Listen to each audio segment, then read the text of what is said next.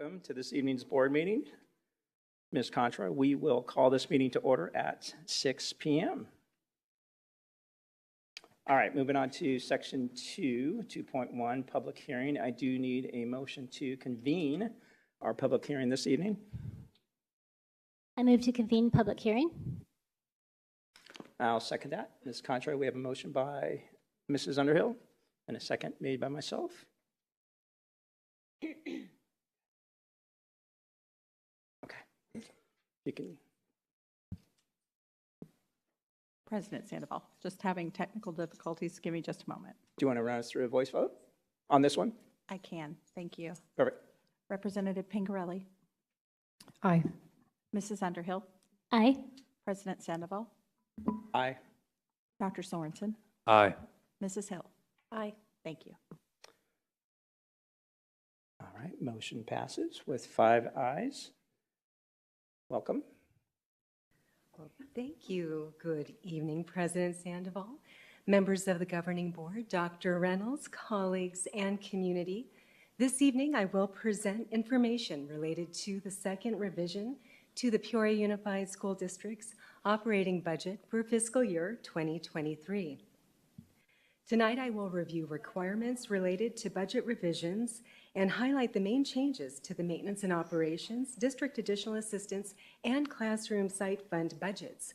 I will also provide information on grants and select cash-controlled funds. Stewardship of community resources is one of the 4 perspectives of the district's strategic plan. The annual budget process is part of the strategic perspective to solidify and adhere to effective policies, practices, and accountability for district resources. A public school district must adopt an annual financial budget each fiscal year by July 15th, and districts can revise their budgets in December and May during the fiscal year. This year, due to the extended legislative session and additional funding that was received in late June for fiscal year 2023, Peoria Unified's first budget revision for the fiscal year took place on August 25th. The Arizona Department of Education is not requiring the district to revise our operating budget at this time.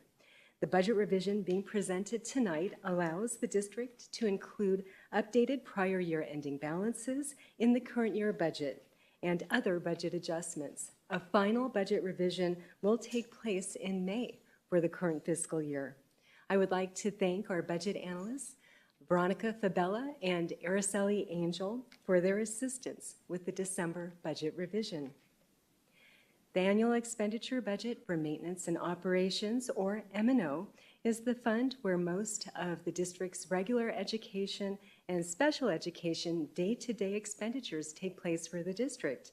M&O expenditures include salaries and benefits, supplies, utilities, transportation, and other operational expenditures not of a capital nature. In this budget revision, the M&O budget is being increased $4,590,131, which is mainly due to the addition of remaining fiscal year 2022 carry forward and other adjustments related to Prop 123, the inclusion of the K-3 reading budget, and an M&O override adjustment. District additional assistance funds can be used for capital expenditures that include furniture, athletic equipment, textbooks, instructional aids, computers, and software. In this budget revision, the adopted district additional assistance budget is being increased $919,204 to recognize a fiscal year 2022 carry forward adjustment. The Classroom Site Fund supports base pay and performance pay for certified classroom teachers and other eligible staff. The budget in this fund is being increased $863,526 to reflect a prior year carry forward adjustment. The first expenditure budget revision also included budgeted amounts for non-levy cash-controlled funds. 6 examples of cash-controlled budgets are listed on this slide. The budgets for these funds remain the same as the first budget revision, with the exception of Civic Center, which was decreased to $2,057,000. Also included in the second budget revision is $67.8 million for federal and state grants, which has been adjusted to actual as of December 2022. Administration has previously shared that Peoria Unified has ESSER reimbursement grant funding in place for fiscal year 2023 for eligible expenses through June 30th, 2023, as well as June 30th, 2024. $7.1 million of ESSER 2 grant funding and $21 million of ESSER 3 grant funding was included in the adopted budget for fiscal year 2023 and remains at the same amount in the revised fiscal year 2023 expenditure budget. I have shared before that the aggregate expenditure limit is still an ongoing concern for Peoria Unified. Administration has previously highlighted budget areas that may be addressed if the AEL is not resolved by the legislature for fiscal year 2023. $52 million would need to be cut from the district's current year budget if the legislature does not override the AEL by March 1st, 2023. Based on the information provided, administration does recommend that the governing board approve budget revision number 2 for fiscal year 2023 as presented during the action agenda item later in the meeting. This concludes the presentation. At this time, the community can offer comments, and I am available to answer questions from the governing board regarding this budget revision. Thank you. Thank you, Ms. Myers. And we do not have any public comment slips tied to this line item, so I'll move to the governing board for questions, comments, and then we'll move on from there. Ms. Hill? No questions. Thank you for the revisions. Dr. Sorensen? No, sir. Yep. Mrs. Underhill? No, thank you. Yep. Representative Pingerelli? Okay. I don't have any questions either. Thank you again for the updates. All right, with that said, I do need a motion to adjourn the public hearing. I move to adjourn the public hearing. I'll second that. Ms. Contra, we have a motion made by Mrs. Hill and a second by myself. Are you still having some technical difficulties? Or No, sir, I'm good, thank you. okay. Board members, please cast your votes.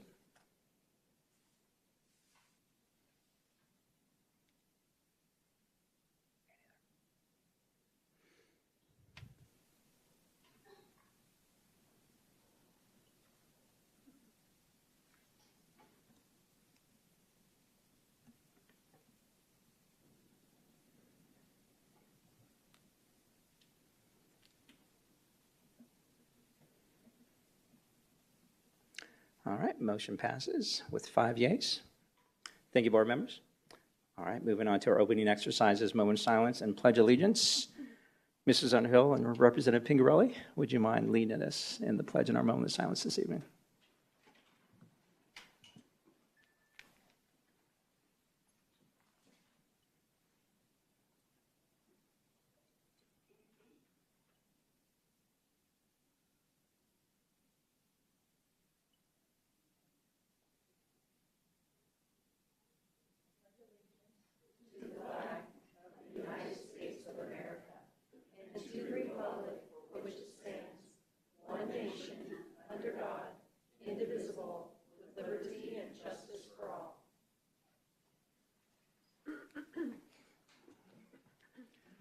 Thank you both.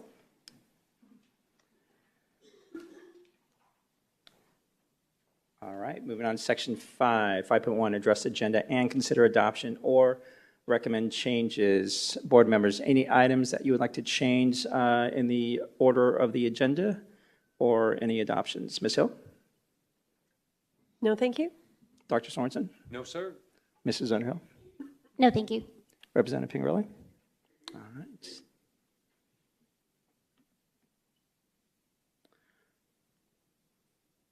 All right, that said, I do need a motion to approve this evening's agenda, which includes the consent agenda.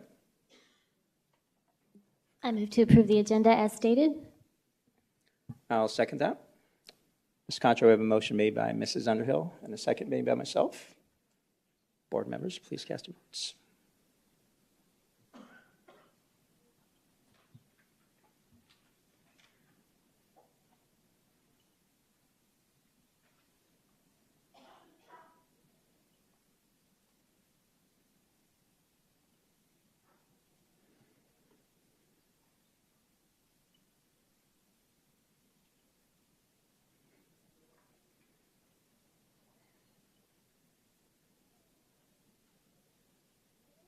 Motion passes with 5 yeas. Thank you, board members. All right, moving on to section 6, recognition, 6.1. Ms. Airy, welcome. Good evening, President Sandoval, members of the board, Dr. Reynolds, cabinet, and guests. This evening, we are proud to highlight one of Peoria Unified's innovative programs, which has truly redefined the high school experience. It's known as the Met Professional Academy, and when it was originally started in the old main building on Peoria High School's campus, it focused on medical, engineering, and technology. It has since grown and expanded to include bioscience and, coming soon, global business. It's an incredible opportunity for our high school students who can still be a part of their home high school and then travel to the Met Professional Academy to be immersed in real-world learning environment and experiences unlike any other. They partner with industry professionals, and they have really taken the educational experience to the next level. We'll be hearing from one of the engineering students this evening, but here to share a little more and to introduce him to you this evening is the coordinator of our program, Chad Eichenlob.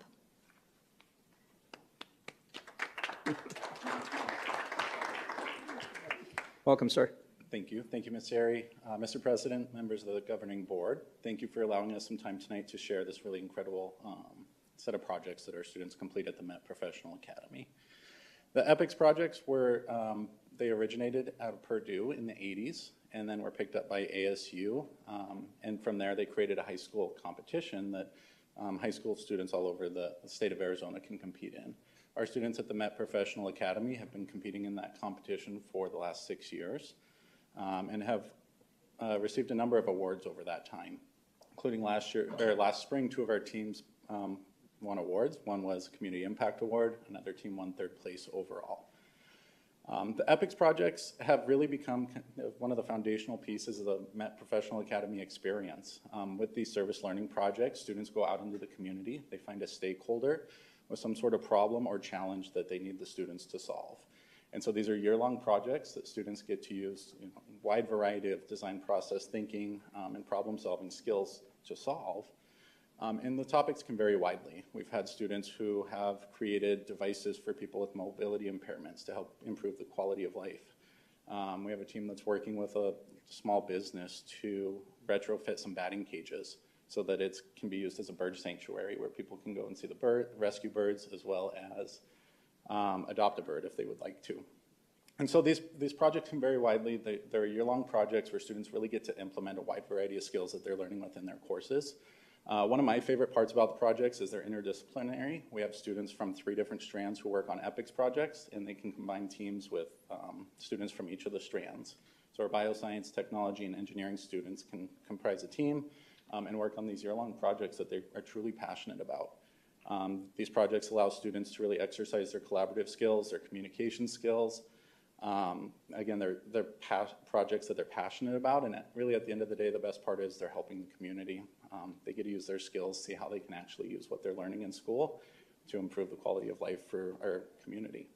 So with that, I'd like to give Lucas an opportunity to share a little bit about the project that he's working on this year with his team. Lucas Sokol is a senior from Centennial? Ironwood. Try to remember all of them, but I forget. He's a 2nd-year engineering student, so he's actually been through this project 2 times. Once as a junior, so they do their initial project. This time he's taking a leadership role as a project lead within their project. And before I let him come up and present, I will also like just to make sure everyone's aware that next Thursday we have our fall showcase where students will be presenting their service learning projects. We'll have about 16 different EPICS teams who will be presenting and another 18 or 19 medical teams who will be presenting their health fair projects. So Lucas, please come up and share a little. Welcome, sir. Good evening, everyone. My name is Lucas Sokol, and I'm a 2nd-year student at the Met Professional Academy. I'm also a senior at Ironwood High School. And I would just like to ask, what is the best way to learn? I found that for me personally, my best way to learn is going out and actually doing the things that I've learned in the classroom. For example, there's some engineering principles that we learn in the classroom, and it's great to learn all these things, but until I actually go out into the real world and learn them and actually use these principles to go and do something, then I don't know what I know, and I also don't know what I don't know. So EPICS projects have been great for giving me that ability to go out and get that real world experience, because we are working with real engineering problems with real people. So right now I'm leading a team of 5 other students, and we're working with Chris Dussard, who is a major at Deer Valley Civil Air Patrol, and they're having a problem right now where they can't really perform all of their search and rescue missions that they need to because they're having some issues attaching antennas to their plane. The FAA requires that all permanent changes to an aircraft need to file under an STC or a supplemental type certificate. These can take anywhere from 1 to 3 years. So you can imagine that every single time the Civil Air Patrol needs to put a different type of antenna on the plane, they don't really want to wait 1 to 3 years to be able to go and complete that search and rescue mission. So right now we're working on a universal mount that attaches onto the plane gear strut temporarily, and then from there he can use that as sort of a medium between the plane and the antenna, so he can temporarily attach things to the plane and then switch them out with different parts that he needs. So if he needs some weather equipment one day or an antenna a different day, then he's able to do that. So yeah, EPICS has been great for me being able to actually implement my engineering knowledge into the real world and being able to know what I know and what I don't know. So thank you. Thank you, Lucas.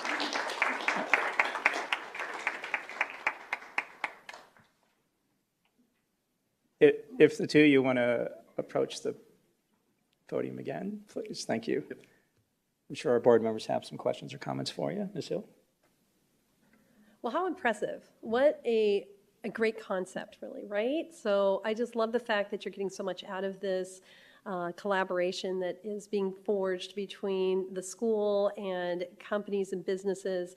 Just like you said, you can actually put the knowledge that you're learning in school and apply it to real life problems. And that will give you so much information and knowledge to carry on in an actual career they're going to have in the future. And I just think it's amazing. And that's where the rubber meets the road, right?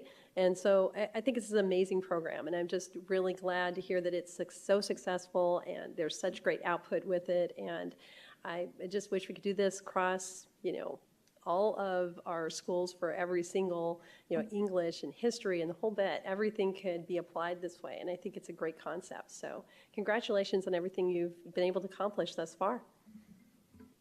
Thank you, Mrs. Hill. Dr. Sorensen?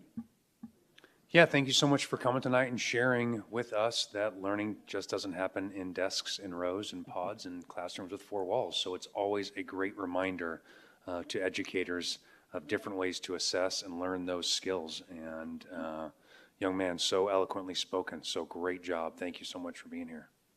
Thank you, Dr. Sorensen. Mrs. Underhill?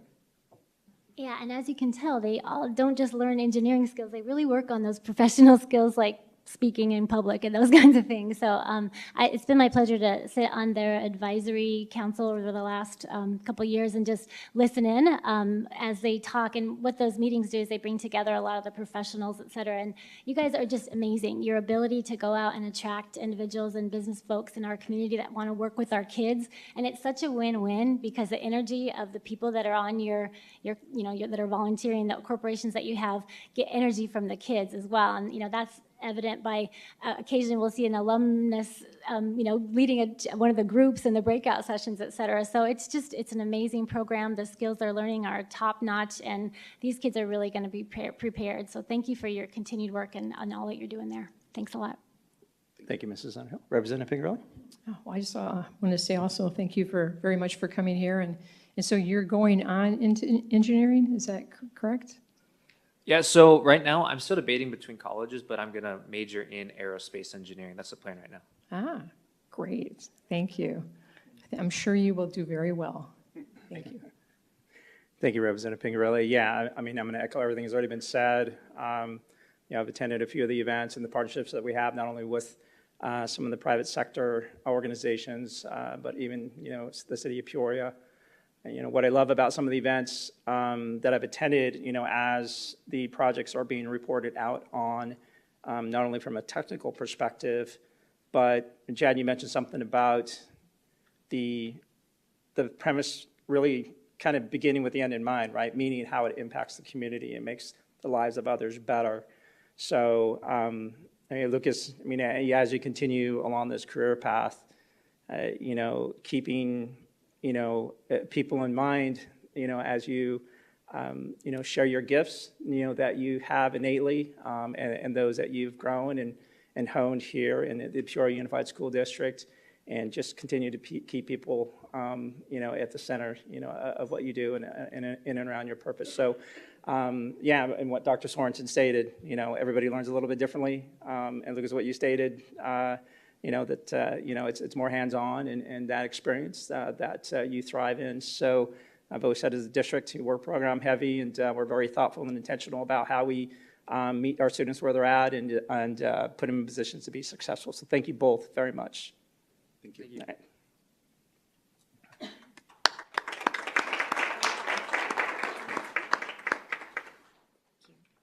Good evening again, President Sandoval, members of the board, Dr. Reynolds. We have 2 additional recognitions this evening.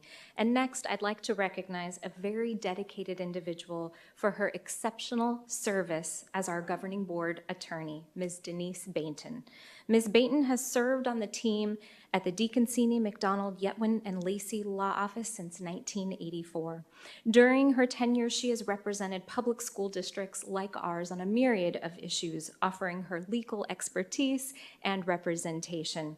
While her resume is filled with a very long list of accolades and achievements over the years, I know many of us can attest to her high quality of service that she provides to our board. We appreciate her time, her energy, professionalism concerning legal matters in public education, and serving the Peoria Unified School District Governing Board since 2007. As she prepares to enter into a very well-deserved phase of retirement, we would like to thank her for her dedication to public education and to her support for the Peoria Unified School District. I hope you will all join me in a round of applause for Ms. Denise Bainton.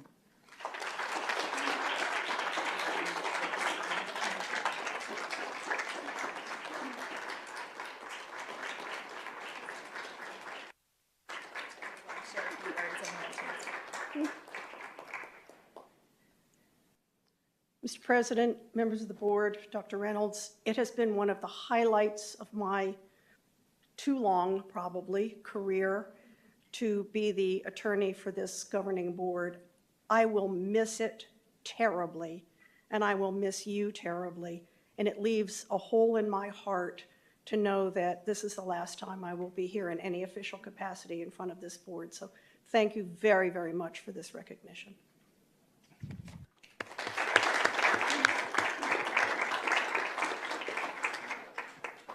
Ms. Bainton, I am going to call you back up because I'm sure that the board would like to express, their gratitude and comments. So, Mrs. Hill.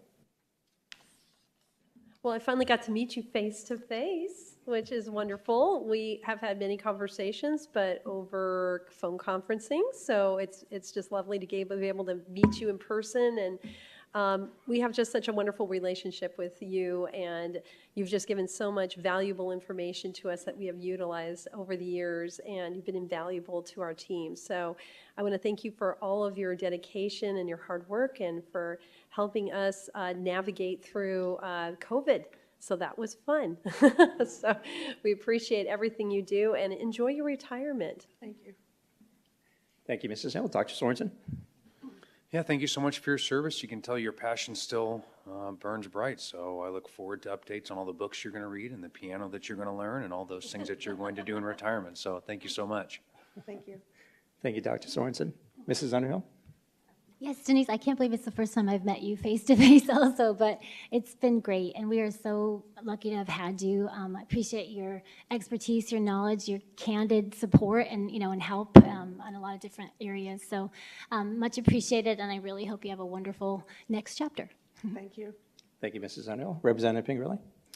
Oh, Denise, this is definitely not the first time I've met you. Being on the board for 8 years, we've gone through some very difficult times in the past and some very good times in the past. And when you are giving us advice, you give us everything, even sometimes things I don't want to hear because I want to maybe push it this way or that way, but you are so thorough in the advice that you've given to the board. And I hope the board will continue on, with somebody just like you.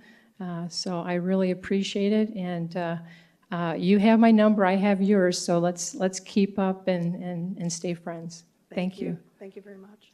Thank you, Representative Pingarelli. Yeah, so this is my 6th year on the board, and Ms. Payton, I can't think of a better thought partner to guide us through, some of the contentious times that Representative Pingarelli just mentioned, and even just having those tough conversations, around, some of the subject matters that require your presence. Just appreciate your candor and your really intentionality, and really what Representative Pingarelli stated, just your very complete conversation with detail, so we can make very informed decisions on behalf of this large district. So thank you for your service, and thank you again for you, and congratulations on this next chapter in your life. So thank you. Thank you very much. Thank you for having me tonight. Dr. Payton? Yes. Just want- Sure. Yeah. Let's do it. Thank you. Hey, Ms. Harry, if it's okay, the board would love to get a picture with Ms. Payton before, if that's okay. We'll do it quickly.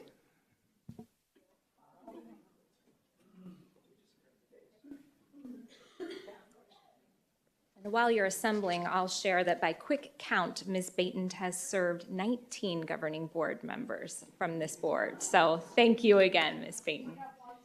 Yes.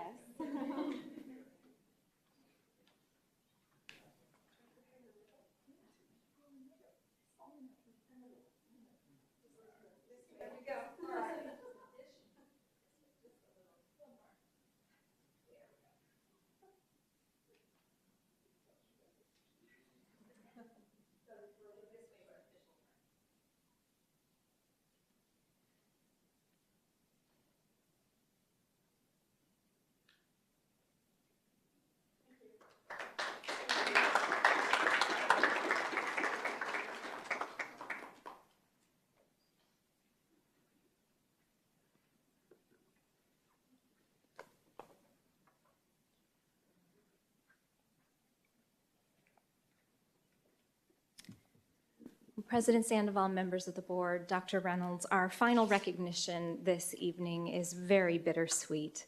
It is no secret that governing board members spend countless hours volunteering their time by prepping for meetings, visiting school sites, often speaking at events, and advocating for our students, teachers, and schools, supporting our school district and public education.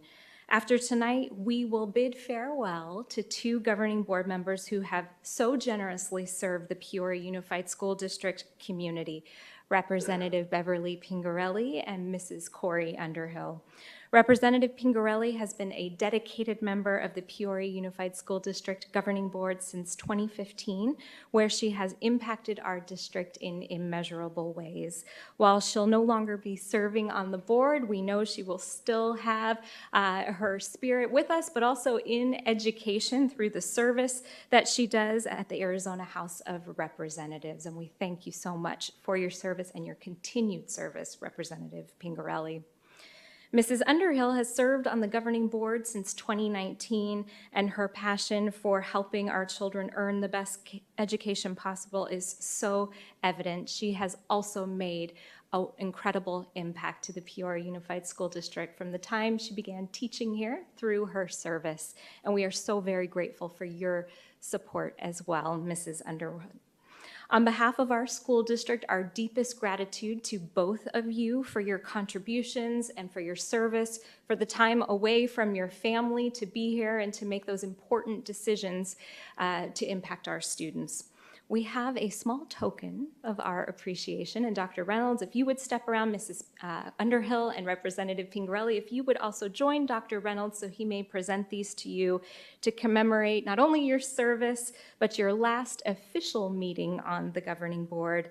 We'd like to present you with these gifts and recognize you for your service this evening.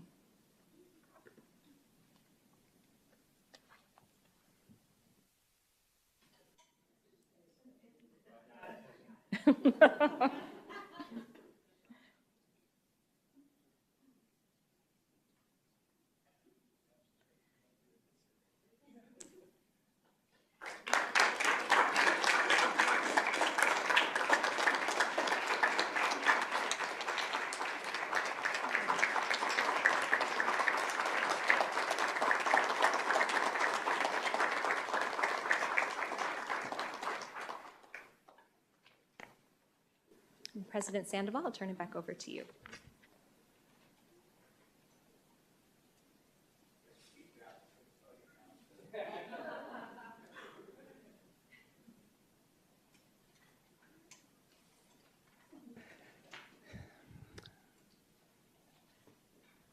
Board members. We'll go to board comments at this point, and Mrs. Hill. Sorry. Okay. Oh my goodness. You're leaving. You're actually leaving. You two are leaving. Oh my goodness. I kind of just finally got kind of accustomed to the flow of how things go, and now you're leaving. I guess I'll start with Beverly. It's just been such a pleasure to have the opportunity to work with you on the board. And as a newbie, because I've only been here for 2 years, it's been so nice to have someone that can kind of help me out and I can call upon and say, what does this mean? How does this work? How are we supposed to do this? Can I ask for that? How do we do this? So it's just been so nice to have you as a supporter on this board. And I think it's just been a blessing to this board with you having so much knowledge and background and your experience up at the state level even. And I truly value the fact that you are able to express yourself so well, and you are very capable and able to let everyone know exactly what you think, and you're able to ask such good questions and get all the right answers and head us in the right direction, and you're going to be greatly missed. We're definitely going to miss you on the board. You are a wonderful presence here, and you have a good heart for this school and for the kids, and you will be sorely missed. So I intend to keep in touch with you and keep tabs on you and all of the accolades that you're going to accomplish while you're at the state level. And I wish you many blessings in life, and we'll miss you on the board. We definitely will. And Corey, it's been such a pleasure as well getting to know you. We have forged a relationship as well that I am fond of, and I think you have such a wonderful disposition. You're just such a happy person, which I love, and I think that's needed, because we went through COVID, and that was a difficult time, and it was hard on everybody, and it's easy to get, upset and down, and you were able to rise to the occasion and brought us through it as well with grace. And I love that you do also have a heart for students and for education, as you are also an educator. And I think you've been invaluable to the team here as well. And I have truly enjoyed working with both of you for the past 2 years, and you will also leave a hole in that seat. So again, I wish you many, many years of success, and if you ever want to come back, you two, there will be a place for you. You're like, nope, getting rid of the signs. We're done. We are done. But Godspeed, and I wish the best for both of you. Thank you for everything. Thank you, Mrs. Hill. Dr. Sorensen? Well, I hope the length of my talk compared to Becky's doesn't mean that has any less value, but thank you guys both very much for your service. I respect you both very much, and just thank you. Thank you, Dr. Sorensen. I'll try to say this without getting too emotional, but Representative Pingarelli, you and I are the longest tenured, board members on this current board. And really to both of you, real quick, everyone knows that, we don't get into boardsmanship of a school district for the money. Or for the amount, we don't get paid at all. Is that right? Okay. We do it to make an impact. and make a difference in the lives of others. So thank you for you both, for, putting yourself in the ring every day. And I was talking to a gentleman out there earlier, and there is one certainty. If you put your name in the hat, you put yourself out there, you're lack of a better term, you're going to get beat up a little bit. And but Representative Pingerelli, what I've enjoyed with you is, we may come at certain subjects, from different perspectives. I believe that our commonality has always been for the enrichment of our students, our teachers and staff, without question. We've always done it, with respect and civility, and your diverse lens on this board, it has been invaluable, without question. I agree. We talked earlier. I think this board in the last 4 years has done a lot of great things, while maintaining a high level of respect and civility, within the five of us. So thank you for your service, and again, thank you for your ability to have a conversation where diverse perspectives are presented, but in the way where your emotional intelligence really shines through. So I appreciate that. Mrs. Underhill. Mrs. Hill brought it up earlier. You and I have sat in the C-suite for the last 3 years. Is that right? 2 years? Okay. And during some pretty contentious times, and it's having you by my side through this entire time.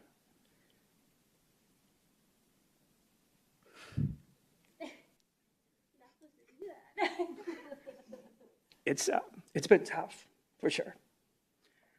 But we got through it together. All five of us. But you as a clerk, and what you do from end to end.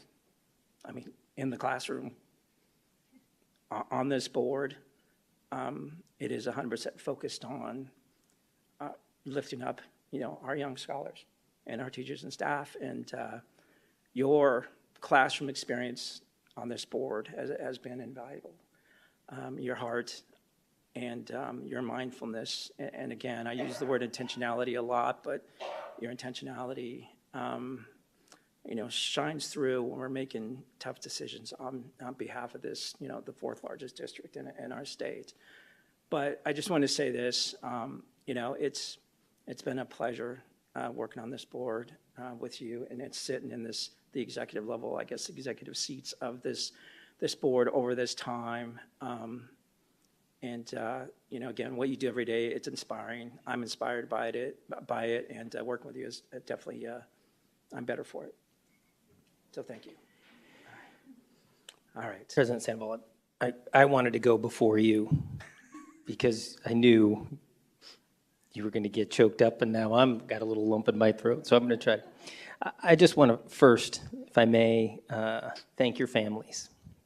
I don't think enough of our community, enough of our employees know, our students know how much time and energy and effort that serving a community on a governing board takes. And so thank you to both of your families for sharing you with us.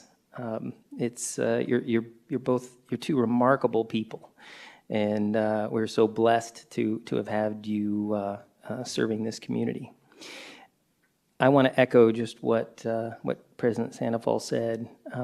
What I have been and continue to be most impressed with, the five of you, but specifically tonight, you two, and that is how you model for our students, for our community, for leaders across the state, how we can have different perspectives, and we can agree and we can disagree, and we can like each other and we can respect each other. This is how government should work.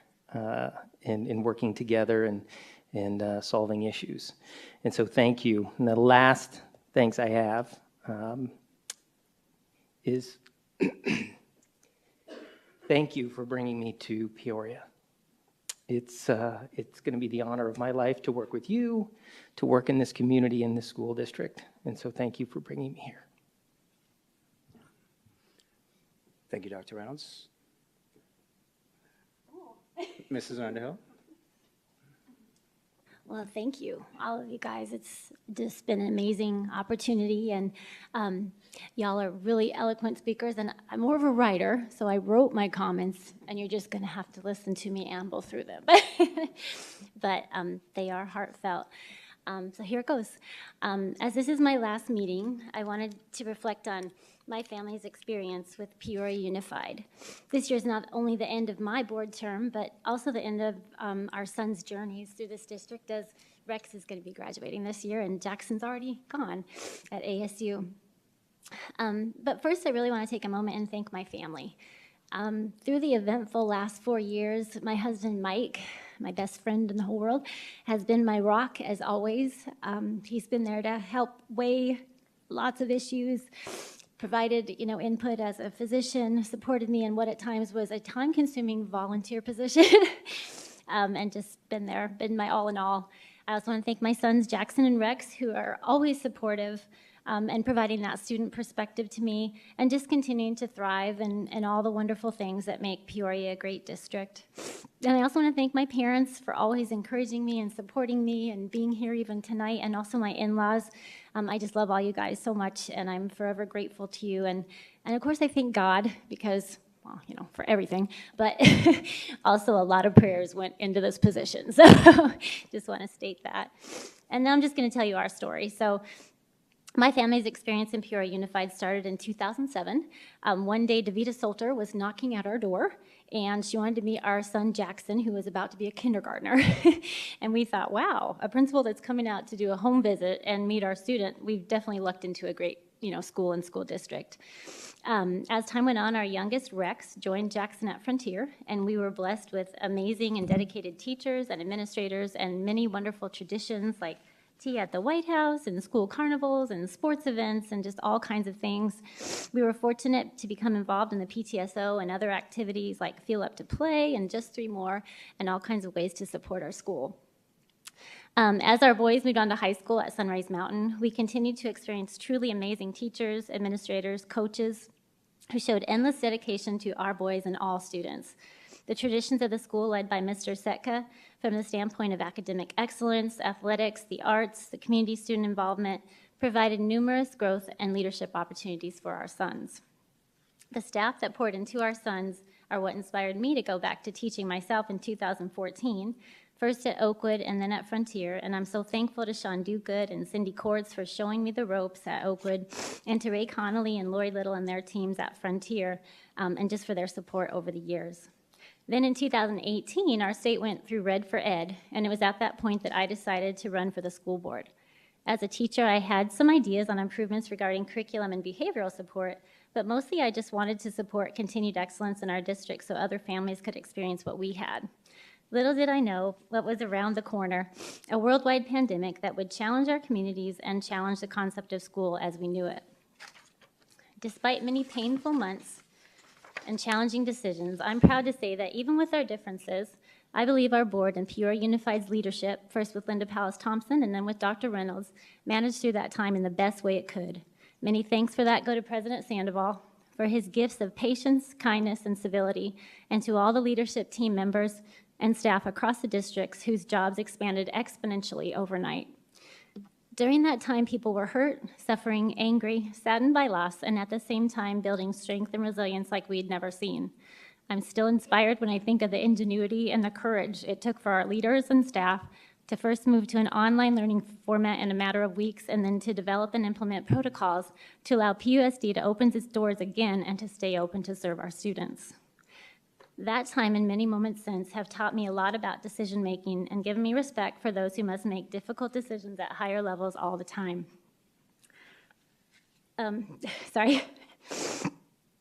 I lost my spot. Sometimes there is no great answer, only various choices, each with their own consequences. Yet we must move ahead. And I hope as the district moves forward, we will be able to continue to maintain an atmosphere of respect for differences and one that works to build common ground for the good of all students and families. Despite the pandemic, Peoria Unified has made significant accomplishments during the last 4 years, including hiring an outstanding superintendent, increasing staff compensation levels, increasing supports for students, including additional social workers, developing and implementing a solid strategic plan, adopting updated relevant curriculum, and most excitingly, recently receiving top state school letter grades throughout our district. These accomplishments and many more prove that our students and our Peoria is still strong, still vibrant, and still creating outstanding opportunities for students and families. In conclusion, finally, I know, our community, our world, has seen a lot of changes in the past 4 years, and while not always easy, I believe the challenges we've all faced have a purpose and will serve us moving forward. In his book, The Paradoxical Commandments, Dr. Kent Keith states, "The good you do today will be forgotten tomorrow. Do good anyway." This statement exemplifies the work of the people I've encountered in PUSD. They do what they do for our kids, not to be remembered, but because they know the impact it will have on all of us, our community, and our world in years to come. I thank you all for doing good anyway. It's been a pleasure to serve on this board, and I wish you all the best in your new and continuing work. Thank you.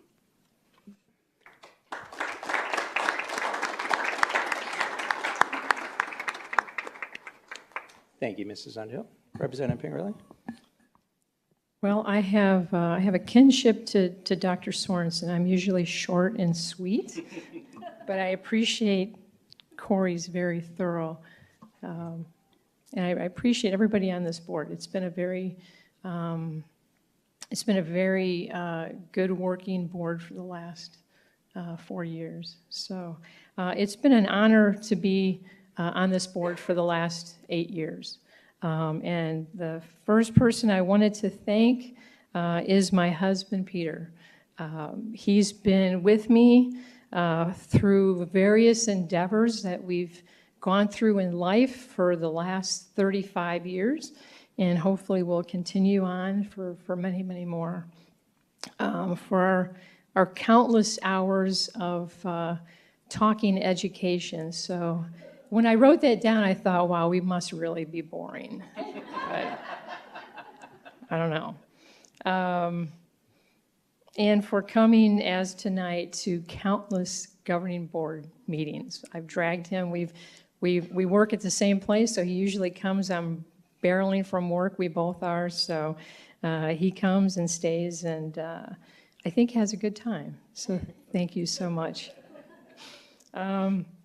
For our daughters who can't be here tonight, they'll be coming in for Christmas. They're out of town, but I will make them watch this part of the video once they get here for Christmas. This is my Christmas present to them. What else? It's been a pleasure to really learn and meet numerous people in the PUSD family. Including our present and past superintendents, our present board members and past board members, many, many teachers, and most importantly, the students. So I know that academics has always been my top priority on this board, and I know that PUSD will continue to strive to improve academic performance. So I'm just making this short and sweet. So I just wanted to thank everybody, in this room and beyond for such a memorable 8 years. So thank you.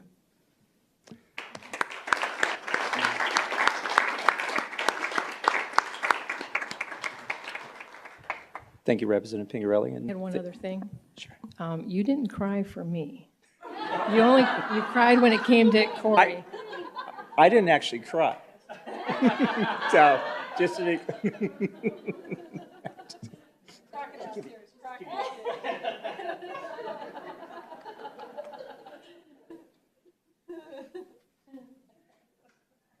All right.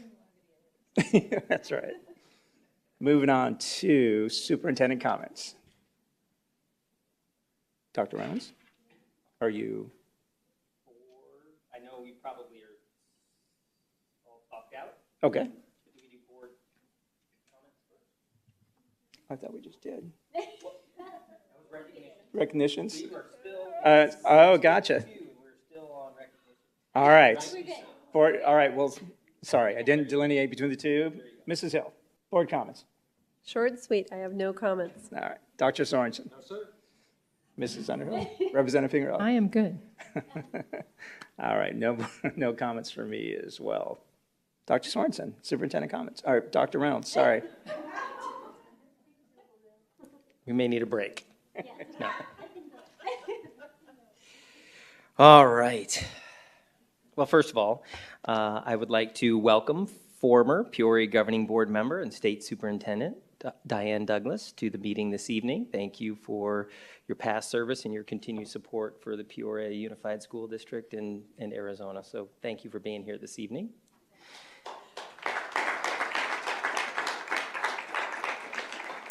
Got some great news to share. Last week, Cactus High School football team defeated Notre Dame Prep in the 5A semifinal game to send the Cobras to the championship game tomorrow night against Higley High School. So we want to wish the Cobras the very best of luck. And if you're in the area, pop in, and that'll be a great game. So we're excited for them.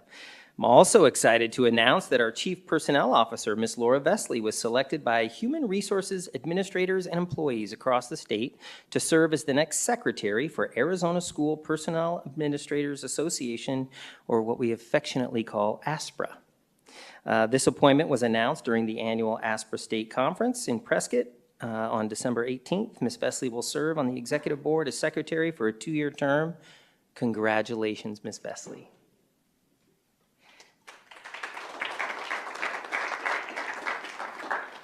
I would also like to give a special recognition to the City of Peoria Mayor Kathy Carlott, whose term as mayor ends in January.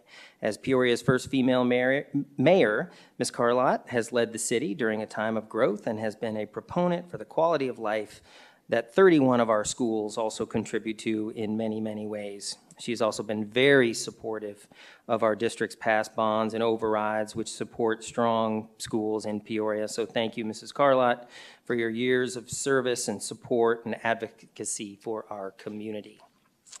Our longtime governing board member, and not long, 8 years, that sounded like long time. Our longtime governing board member and state representative, Representative Beverly Pingerelli, has been recently named chair of the Education Committee for Arizona's 56th legislative session.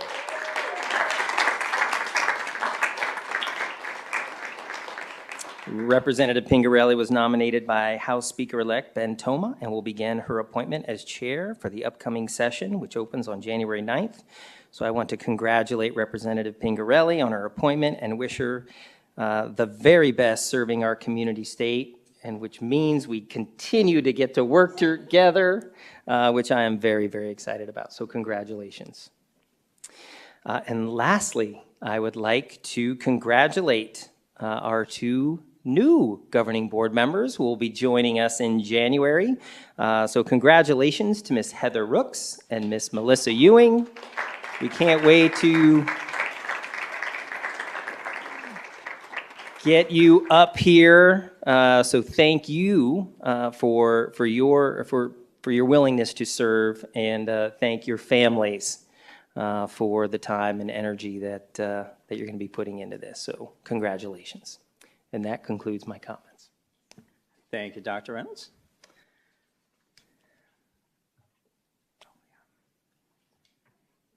All right, so that concludes recognitions at this point. If there are any family members, individuals who wish to exit the boardroom, you are more than welcome to do so. I can press pause for a sec.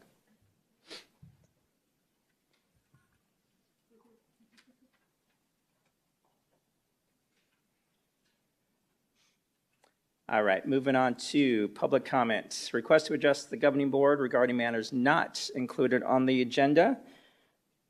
Public rules of conduct. The board president shall keep control of the meeting and require the speakers and the audience to refrain from abusive or profane remarks, disruptive outbursts, applause, protests, or other conduct which disrupts or interferes with the orderly conduct of the business of the meeting.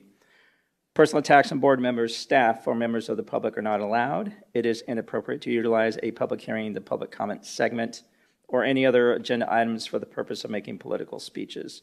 Engaging in such conduct and failing to cease such conduct upon request of the presiding officer will be grounds for ending a speaker's time at the podium or for the removal of any disruptive person from the meeting room at the direction of the board president. With that said, we will spend our 30 minutes on public comment. As always, 3 minutes per speaker. And this evening, our first speaker is from Ms. Barbara Wiley. Is that correct? Let's see if she has a green slip here. Okay. So, Miss Nikki, is it Anchev? Welcome. Good evening. My name is Nikki Anchev. I live in Peoria, and my daughter attends Liberty High School in the Peoria Unified School District. Principal Duguid in this district confirmed that district-wide, elementary through high school, you allow biological males to use girls' restrooms, locker rooms, and showers, and vice versa. Mr. Duguid, district officials, and school officials claim that legally they must, or they will lose funding for several reasons.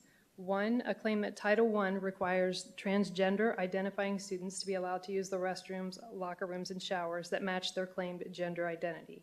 There is nothing in Title IX regulations, the Act, or the Department of Education regulations that demand schools allow transgender identifying students to use opposite-sex private spaces. In fact, the Department of Education's regulations say the opposite. A school may provide separate toilet, locker room, and shower facilities on the basis of sex. Two, the U.S. Department of Education's June 2021 Dear Educator letter sought to force schools to comply with its interpretation that the term sex includes gender identity. On July 15th this year, a federal court case in Tennessee prohibited the enforcement of that unlawfully created DOE rule against 20 states, including Arizona. The Department of Ed cannot withhold funds from Arizona based on this.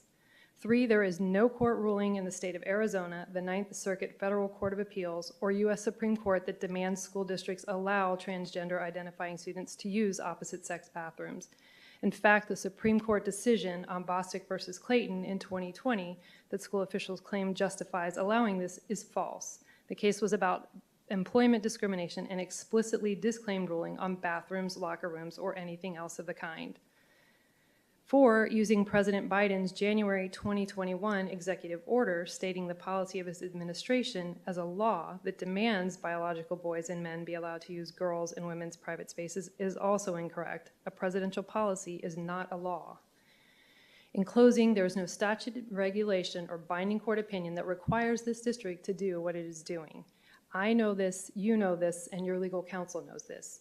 So who doesn't know this? An overwhelming majority of the community, parents, and students whom you work for. Rather than informing and consulting your constituents seeking a solution, you and your council chose to secretly and quietly demand that our daughters sacrifice their privacy, modesty, and safety to avoid a lawsuit. The result is our daughters are effectively denied access to restrooms, locker rooms, and showers because they forego using those spaces to avoid sharing them with boys and men. And of course they do. I would too.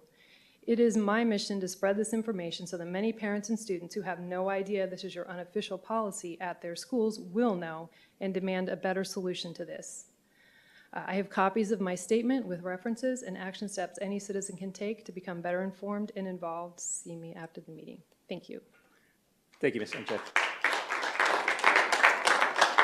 Next public comment comes from Ms. Laura Tepasan.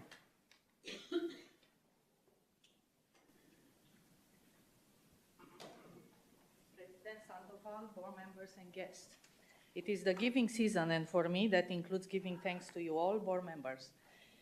Board service is one of the toughest volunteer roles, and I would be remiss if I did not thank you for your contributions. President Sandoval and Dr. Reynolds, we build the strongest connections. Thank you to all teachers, superhero teachers in Peoria. While taking the initiative to meet with Dr. Reynolds, to find solutions to divisiveness, a handful of maleficent individuals in this district were getting organized to spread insults and ridicule parents and students online. By the way, I like to talk straight and take action when needed. It is actually much less scary and intimidating to appraise a situation from a face-first position rather than looking back over your shoulders while running. I love the truth because it is increasingly rare. So the truth is, a substitute teacher and a pseudo-leader vendor hidden under the platform Peoria Drives Change, participating themselves and allowing the handful of maleficent individuals to lie, share student IEP information, insult parents, basically to make a mockery of parents, students, important topics, and ultimately their employer. They created an unprecedented situation for their own district, placing HR in a position to investigate for 3 months and facing possible civil rights or defamation of character lawsuit. I followed the protocol myself and met with direct supervisors of the vulgar teacher who posted a lie that I said that teachers give blowjobs in Peoria, or the leader administrated, or one of the leader admin at Park Ridge who chose to dissect my daughter's address to the board. By the way, my daughter, an outstanding student, was encouraged by her principal to advocate for FLA expansion in this district. HR investigated. I thank you for that. I'm confident that they did an awesome job. They did follow their protocol. I could attest to that. There's still a problem, accountability. Where is the accountability? Who is accountable? Accountability is when you own your mistakes, apologize, and make amends. None of these people demonstrated accountability. I would suggest you revise the Code of Ethical Conduct, Good Conduct Policy, and consequences for ethics violations, and hold people accountable. If my story were a fable, and I would like to end it right now by saying that the substitute teacher, administrator of Peoria Drives Change, who allowed this to happen, was investigated by HR, by ESI, by State Board of Education, is now one of the newly elected Peoria board member. What would the moral be? Thank you. Thank you, Ms. Stepasson. Next public comment comes from Ms. Amy Sousa. Okay. Thank you, Ms. Sousa. All right. We have one more public comment, and that is with Ms. Becky Smith.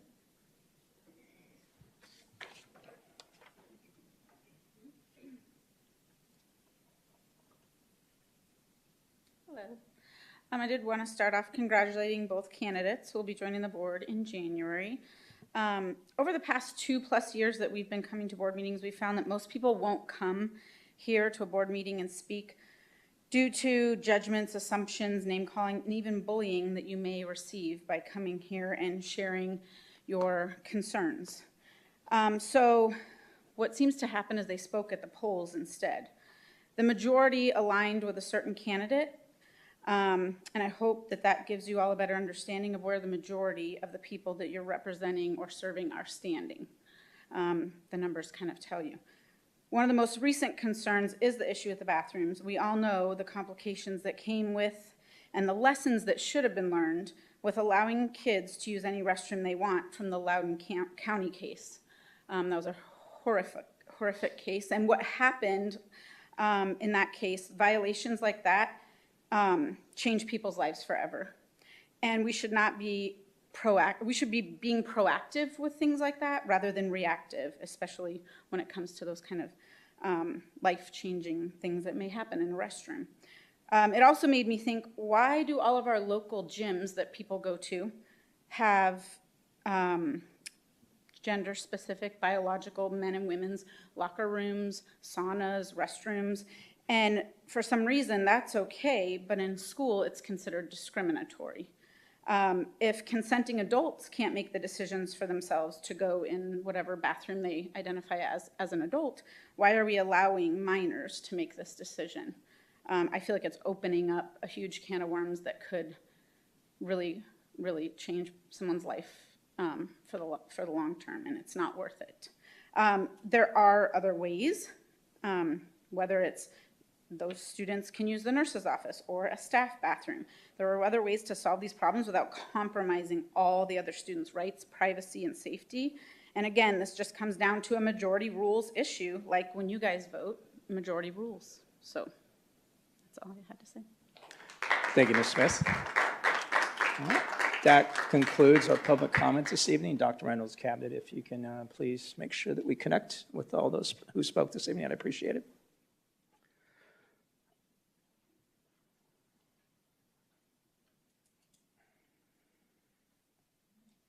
All right, we had no items removed from the consent agenda.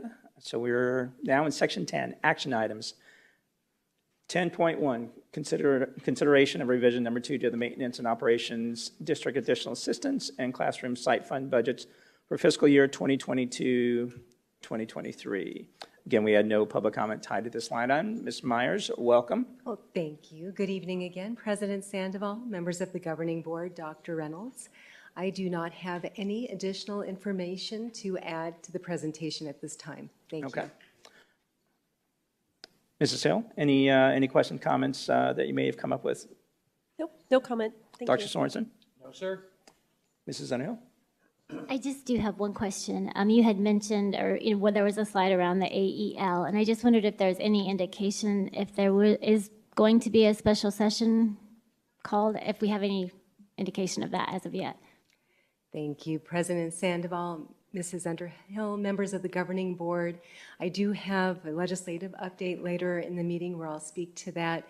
We are anxiously watching to see if the governor will call for a special session for the legislature. I'm not aware that that has taken place yet. Great, thank you very much. Thank you, Mrs. Underhill. Representative Pingerelli? All right. I don't have any questions either. Thank you, Ms. Myers. All right, with that said, I do need a motion to approve the revisions to the fiscal year 2022-2023 expenditure budget, including the maintenance and operations district additional assistance and classroom site fund budgets as presented. I'll move that we approve 10.1. I'll second. Ms. Contra, we have a motion made by myself and a second made by Mrs. Underhill. Board members, please cast your votes.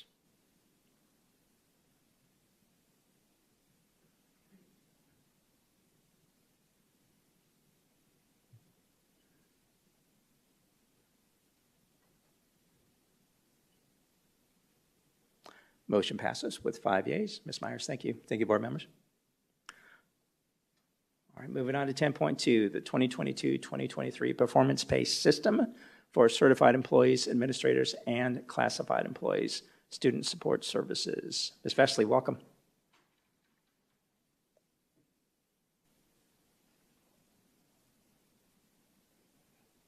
Thank you. Good evening, President Sandoval, members of the board, and Dr. Reynolds and Cabinet. Tonight, I'm going to bring before you our performance pay plan for the 2022-2023 school year. Tonight, we'll be looking at an explanation again of the statutory requirements, proposed plans for our certified teachers, our site-based administrators, our district administrators, and our newly eligible classified employee groups that we naming the student support services staff. Those are the employee groups that fall under the function 2100 code. We'll be looking at next steps and then also looking for your approval tonight. So when we talk about performance pay, if you remember, we are now calling it Classroom Site Fund, and it is for certified teachers, certified educators, and our student support services. Statute requires that these funds come before the board and that we also use these funds for teachers and that we bring it to the board for the performance pay plan annually. If you remember, performance pay has 3 buckets. It's Fund 11, Fund 12, and Fund 13. It is no longer a statutory requirement, though, to break these funds into those buckets, but as a district, we still continue to do so. A portion of our classroom site fund dollars are allocated every year for our district purpose, so it can go into teacher pay, our base pay, as well as compensation and also performance pay. And our resources, other than Fund 12, will continue again to be used for performance pay for our certified educators and those that are in the Function 1000 code and the 2100 function code. I wanted to give you a couple of examples of those positions that are part of the student support services. We're looking at attendance clerks, secretary, the guidance secretary, record secretary, social workers, health services, so that would cover our nurses and our LPNs, psychologists, occupational therapists, physical therapists, speech services, registrars, and a few other positions. So that's just to name a few to give you an idea of the newly eligible groups that we'll be adding in this year. For our certified teachers, this plan continues to mirror the plan that we've had in the past. It's been collaboratively developed and it's been implemented. We did do a survey, as we do every year, and our teachers overwhelmingly are still in support of this plan. We surveyed our teachers. We had 858 responses, and of those, we yielded an 87% approval rating. The key components are remaining the same. You'll see 3 different areas, 33% for our performance classification, that is in relation to our evaluation, 50% for the district graduation rate, and 17% for the teacher's SLO, or the student learning objective. This is a graphic that you can see of each of those classifications when we go to pay out the performance pay. So we have those 3 buckets. You'll see the performance classification. And when we look at that particular bucket, you'll see that if an individual is in the highly effective or effective range, they'll receive 100% of that portion of the bucket. Developing would receive 75%, and ineffective or unsatisfactory would receive 0%. You'll see our graduation rate. If we're at 90% or above, they would receive 100% of that portion of the performance pay. 76 to 89% would be 85%, and 75% and below would be 0. And then on our student learning objectives, or our SLOs, if an individual received a score of 3 or 4, they would receive 100% of that portion. Scoring 2 would receive 50%, and scoring 1 would receive 0% of that portion of performance pay. We always like to bring our teacher effectiveness label so that we can get an idea of where our teachers are at with their evaluations. And so this is just showing a representative sampling over the last several years. And our teachers are for the most part, in the effective, highly effective range. We do have about 33 this year that were in the developing range.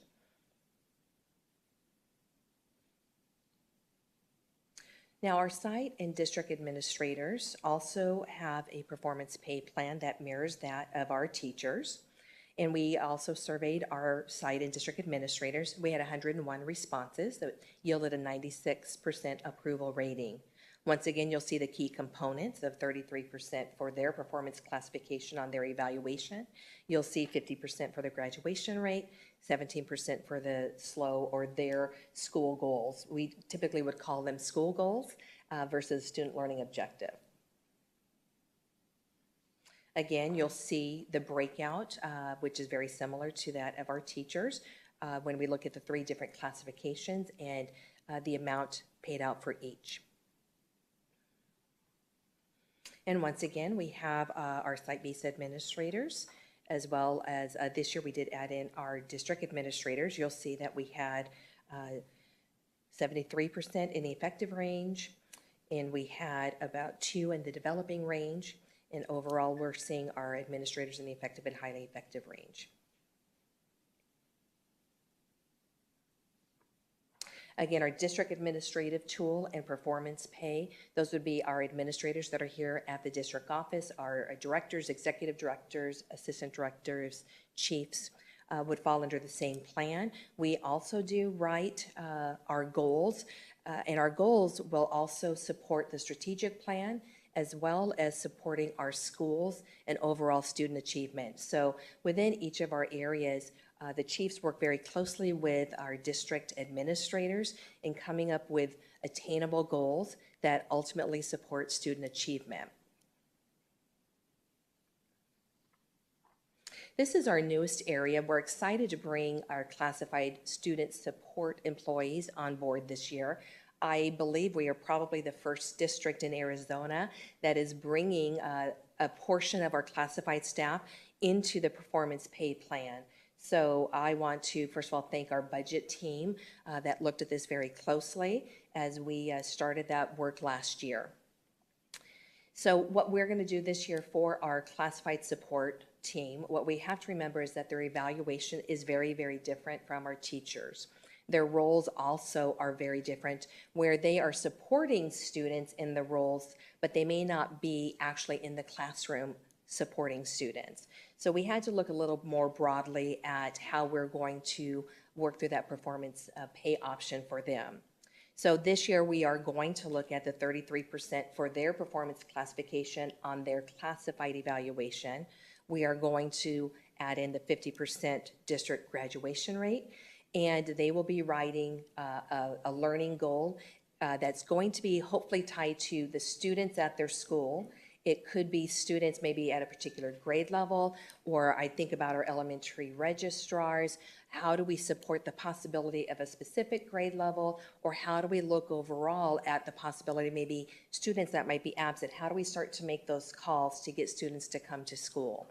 I think about our nurses. Our nurses work with students every day, and our goal is to allow and work with kids and get them back into the classroom. So our nurses are working on care plans with students that might have illnesses or areas where they're going to the nurse's office. How do we look and help them understand their illness or their disability? How do we manage that at school? And how do we work to help them understand how they can effectively manage it to keep them in the classrooms? So we're being creative. We're kind of thinking outside of the box. And we are going to be having our classified support staff that fall into this category work with their site administration this year to really come up with a learning objective that's going to support a particular grade level, a particular group of students, and hopefully will help to impact that student achievement overall. Here are some examples of some completion tasks or measurement tasks that we could see from school sites. We did get a small group of administrators together to kind of come up with some ideas, and we're going to start our training once this is approved this evening. So we could have our classified staff attend specific professional development hours that typically they wouldn't go to, and then how do they bring that professional development back to their campuses to impact a particular grade level. They could be making calls to parents, and so some of our administrators said we could really have our registrars or our secretaries look at maybe the bottom 25% or those kids that have many absences. How do we start to support, make those calls, and help our grade levels or content areas to look at whether or not those calls are having an impact, and how are we reducing the number of absences getting students coming to school. They could be sitting in a specific grade level, providing support by working with small groups of students, impacting that particular grade level or content area. We had some examples from the high school, aligning to a grade level or to increase the FAFSA applications. That's a huge part for our high school students in looking at post-secondary goals and success. And that could be looking at our guidance secretaries, our registrars at the high school level. We could be, again, targeting student attendance and setting up positive behavior supports to help increase attendance, creating the nursing plans that I discussed earlier in order to increase the knowledge of our needs and increase time in class. So these are just a few examples of how we're going to work through our classified group in looking at our first opportunity, providing that support for performance pay. So our next steps are, we've begun our communication with our site administrators, and we are working to bring this additional information to them. Our next steps are that we are going to have to take our classified evaluation, add these pieces of our student learning objective into the evaluation and into our electronic system. We're going to start to work with small groups and start to train our principals at our next principals meeting. And then they'll start to work on those objectives for the second semester. Now, when we think about our performance pay plan as a whole, we really have about 3 different years that we're going to be looking at. We know that we have to look at our evaluation instrument, and we know we have to look at our cut points and start to bring a committee back. But before we do that, This year, we are working with business services to procure a new and more sustainable performance evaluation system that better meets the needs of a district our size. That's going to help support the infrastructure so that it makes it more effective for our administrators to go in and do our evaluations and when they're going into the classroom. That's our first step, and that's that we are currently working with business services right now. So our goal is to try to get a new system. The current system that we have is a district system that we created ourselves probably 10 to 12 years ago. We no longer have the IMT support to continue the upgrades that it needs, as well as the person that wrote the program is no longer in the district. So it's very difficult to sustain our evaluation, the system itself that holds our evaluations. After we do that, starting next year, we are going to start to set up committees to review our current certified evaluation, the system, reviewing cut points, reviewing the observation tool, and reviewing weights. We are going to work closely with our curriculum and instruction department, Dr. Davison with student services. We'll have a team of teachers and administrators come together to review, is our current system working, what changes can we make, and how do we better implement an evaluation to show results and what those cut weights might look like in the future. And then in the 24-25 school year, our goal is to implement if we happen to bring a new observation tool and the new weights and start that process. So it really is the 3-year process that we'll be starting to implement. So at this time, I stand for any questions, and at this time, we also request that administration and the governing board approve the district's performance pay plan for this school year, the 2022-23 school year as presented. Thank you, Ms. Vesely. Mrs. Hill, questions, comments? Excuse me. I guess I was just a little surprised. I was noticing that, you kind of have the percentages broken down. 50% is for the graduation rate. Is that from high school or from each grade level up? Is that what you're referring to? So each grade level as they graduate from one grade level to the next, is that kind of what It is the district's high school graduation rate. High school graduation? Yes. Okay. So I was just kind of trying to understand if we're talking about graduating from year to year. I guess I'm just a little surprised because I'm surprised we don't use like the ACT or something instead of the graduation rate, because kids are still graduating from high school. They can't read. They can't do basic math.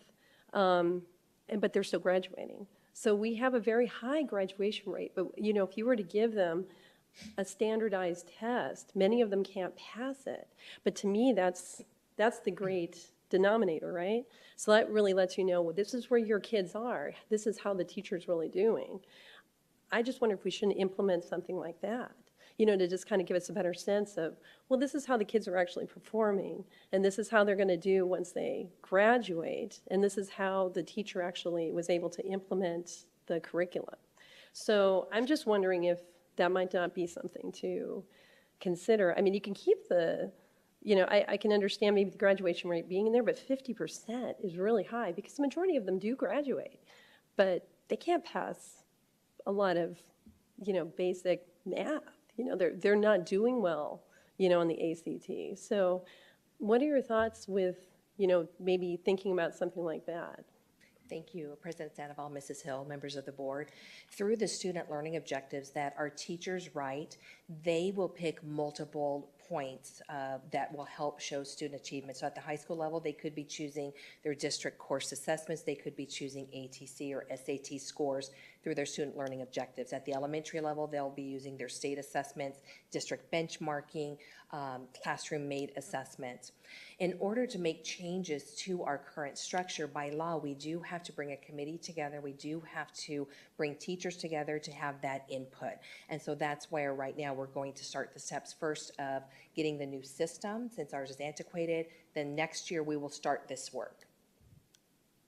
I think that's great. And I do, like I say, I think it's a good idea to look at, the actual results. To me, graduation, yeah, I don't put a lot of stock in it. I want to see how they actually perform on tests. How do you actually do with the ACT? Are you able to perform well? Because that's where you know that they actually met the standards of of which they were supposed to have learned in the classroom. But that was my big question. So thank you. Thank you for your feedback. Thank you, Mrs. Hill. Dr. Sorensen? No questions. Thank you. Thank you, Dr. Sorensen. Mrs. Underhill? I don't have any questions either. I think it looks good. I'm glad to hear that we are moving forward and looking at kind of how to revamp the evaluation system, because I know it can be cumbersome on both ends. So I'm glad to hear that. Thank you. Thank you, Mrs. Underhill. Representative Pingerelli? Well, you know that this has always been a thorn in my side. So I'm glad to see that there are changes. I know you gave the data for the first two categories, the graduation rate, and I know I've said it before. So the graduation rate, if it's 90% or above, gets the full 100% of that 50%. Have we ever fallen below 90%? To my knowledge, no. So that's a given. So that's not really even. And for the performance classification, so we have 2% or 33 teachers that are in the developing and get 75%. None that are in the lowest category that would not get any percent. And I'm glad if that's truly the case. And for an admin, it's 2 administrators that are in that developing that get 75% or 1% of the overall administration. For the 17%, I think I know we put this in a couple years ago, at least. There's no data on that. So do we know the teachers and the administrators that fall within the different categories? I'm assuming it will be the same as the first 2 classifications, that 98% will fall within that 3 or 4, and few will fall outside. But I just wanted to see what that is, and I'm happy that's been put in, because I think it's very important. I could bring that back to you. I don't have that information for you tonight, but yes, it probably is falling in alignment with what we've seen in the past several years. That's why we're going to start to review that next year. I know our principals have some insight and input that they'd like to bring back to our committee. It also ties into nicely the work that Dr. Hernandez and Dr. Davison are doing with our principals this year, teaching about and doing small group instruction. How do we start to look at small group instruction, bring that into the evaluation process? So all of that is kind of playing hand in hand this year. And then it is going out and doing our walkthroughs with our site administrators so that we're in alignment. What does it really look like? What does small group really look like? And am I really seeing what I think I'm seeing? Okay. And I know on this one, the administrators and certified class are very supportive, and I guess I would be supportive too if I had a 99.9% chance of getting the entire performance pay. I've always wanted to give, I wanted to have the really strong leaders really get some extra of some sort to really be recognized. Because I would think it would be discouraging for a teacher or administrator that continues year after year after year and is really at the top of their game, and see other people that aren't quite there and they get the same amount. So, I would like to see in the future, I mean, I don't have a say on it, but that teachers and administrators that actually go above and beyond and are really growing kids, that they do stand out, and we can recognize them in a monetary way. Now, you did say that the teachers and administrators are going to be developing this new way of doing this performance evaluation. So right now, everybody is really in agreement with it. So maybe you need to get some outside advice on maybe some creative ways that other people could bring into the mix. So that's all I got to say. Thank you. Thank you. Thank you, Representative Pingerelli. Initial comment from me is what I do like about what you presented this evening, Ms. Vesely, is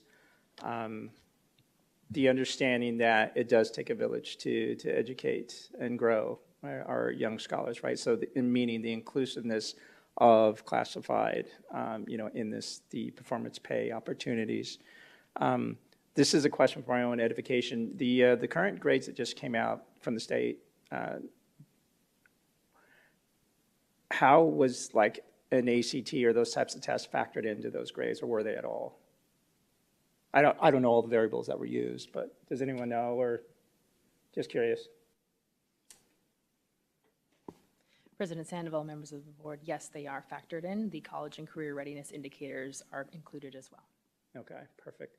So that's that. I mean, I think 37 of our 42 schools received an A or B, right? And I think 4 of our 7 were A's. And we even have Title I schools that received an A grade. So that's really impressive, and I think that's telling of the growth and the impact that our educators are having on our young scholars, without question. Some of that Representative Pingerelli just stated, around, as we take a look at a new system, I'm assuming it's more the distribution or application of the evaluation tool versus different variables and how we're going to score or evaluate, right, our associates. Can you talk about that real quick? Is it the tool or is it? It could be both. It's both, okay. Yes, and I think there are statutory requirements of some of those percentages that we do have to have in. So part of it will be the weights and what we're choosing in alignment with statutory requirements, but also it could be the evaluation instrument. So it's kind of going hand in hand. And then how we're training our administrators so that we are in alignment, going from one school to the next school, looking at what does each of those components mean. Yeah, no, agreed. I think, and that's where I was going to head next is, I think as we evolve as a district and even as our strategic plan may adapt, right? And how we adapt, this tool to it. But, across the district, every site has a story, right? We have our Title I schools and, we have our McKinney-Vento and foster students. I mean, how you do that with some level of equity, that would be tough, without question. But that said, I think overall, I think my initial comment was something that I'm very pleased to see, to include, again, our classified staff in this performance pay opportunity. So thank you for that.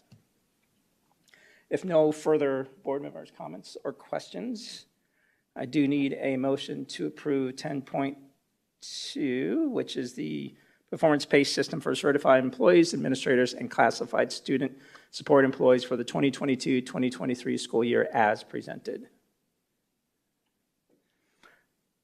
I'll move that we approve 10.2. I'll second. Ms. Contra, we have a motion made by myself and a second by Mrs. Underhill. Board members, please cast your votes.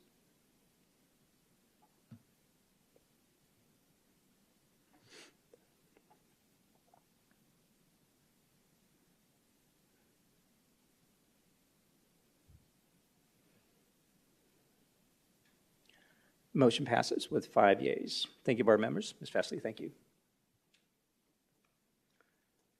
All right, 10.3, second read of policy, section IHA. Dr. Hernandez.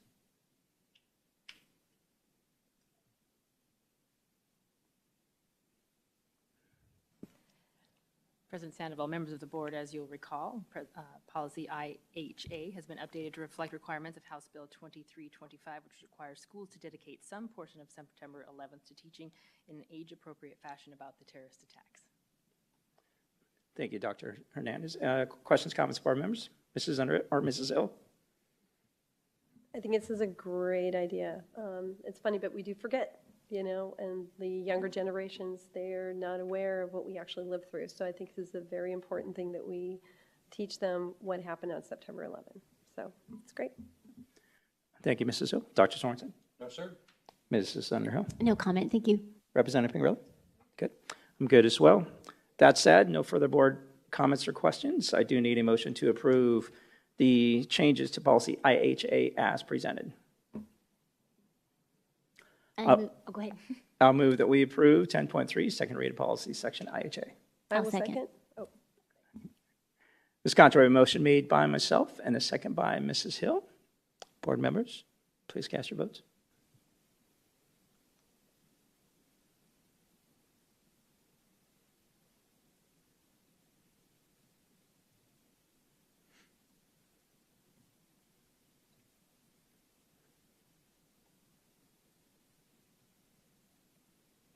Motion passes with 5 yeas. Thank you, board members.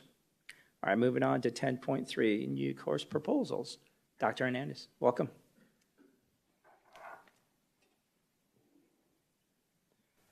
Thank you.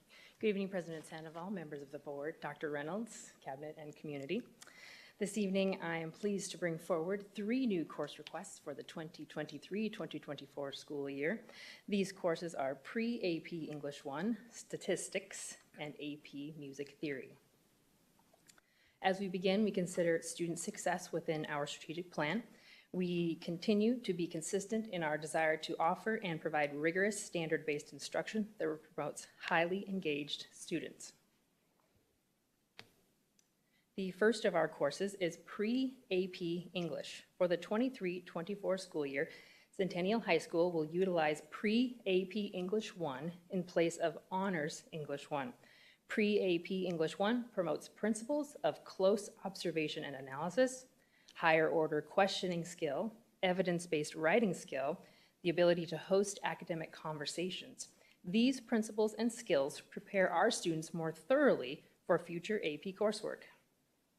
Additionally, success with pre-AP garners confidence along with skills and the ability to progress and the confidence to take those additional AP courses.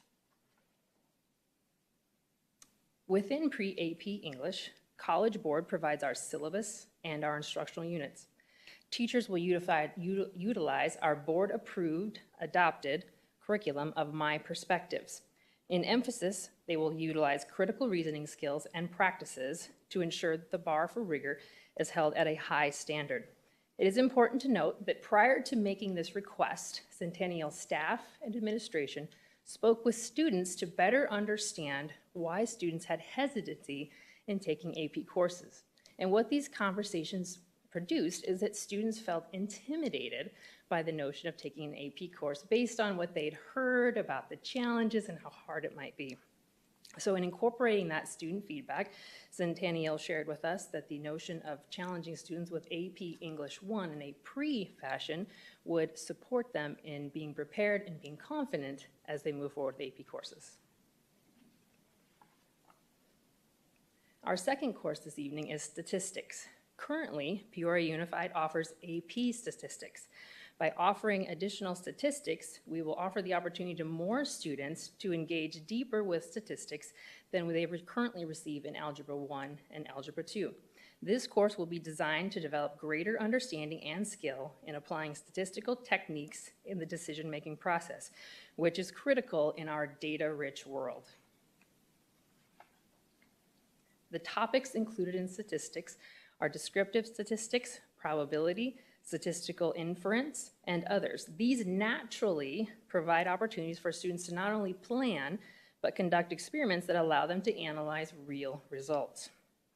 And finally, in striving to be competitive in our course offerings, as well as anticipating potential changes to the Algebra 2 requirement, the addition of statistics meets both of these objectives. Our third and final course edition is AP Music Theory. At higher levels than are currently available, students will better understand how and why music is written and developed. This course edition supports development of the capstone project for the Arts Seal. Skills developed will include listening to, reading, writing, and performing across a variety of music genres. Within AP Music Theory, students will engage with topics at a high rigorous level that include such things as features of pitch, intervals, chords, and rhythm. These in-depth topic areas will prepare our students for success in many areas, including the music theory placement assessment, which is often required for anticipated collegiate music majors. At this time, administration recommends our governing board approve the district's request to approve new course proposals as presented, and I'd be happy to stand for any questions. Thank you, Dr. Hernandez. Mrs. Hill? Well, I actually think these are all really, really good ideas. So I think it's great that they're offering a pre-AP class, you know, to better prep them. So maybe it is too much of a jump to go straight into an AP class if they're not prepared, and if they fail it, that's not good. It's not good for anybody. So I think it's smart to give them the foundation that they need to move forward. And the statistics, so if I understand correctly, I'd have to float back to that screen, but if you took statistics, am I to understand that that would be in lieu of, did you say, taking Algebra 2? So you take Algebra 1, and then you could take statistics instead of Algebra 2? President Sandoval, Mrs. Hill, at this time, Algebra 2 is still required by law. Oh, okay, I'm sorry, I must have misunderstood. I thought I heard in lieu of, so I wasn't sure what that was with regard to. So I thought, are they not taking Algebra 2? Okay, well, that's good then. They're going to need that in college. And the music theory, always great, because I was a music major. I'm actually a little surprised because I was expecting to see a little higher level of music theory for AP. Because what I see, I thought they would actually teach in the regular classroom. So that's different. So I'm glad that they're getting it if they're not, you know, in the basic level, because to me that's a little bit more that is kind of more the basic stuff, you know, without actually doing the sight reading and playing an instrument type of a thing. So, but if they're able to get it on some level, I think it's really important because you can learn different languages, math, all kinds of things through music. So very cool. So I think these are all great, and they will benefit our school and our district. So excellent. Thank you. Thank you, Mrs. Hill. Dr. Sorensen? No, sir. Yep. Mrs. Underhill? No, I think they sound great too, and appreciate the effort of having them happen in our district, so thank you. Thank you, Mrs. Underhill. Representative Pingerelli? No, I'm supportive. No questions. Thank you. Yep. No questions from me either. Thank you very much. I have no further questions or comments. I do need a motion to approve the new course proposals as presented. I move to approve the new course proposals as presented. I will second. Ms. Concho, we have a motion made by Mrs. Hill and a second by Representative Pingerelli. Board members, please cast your votes.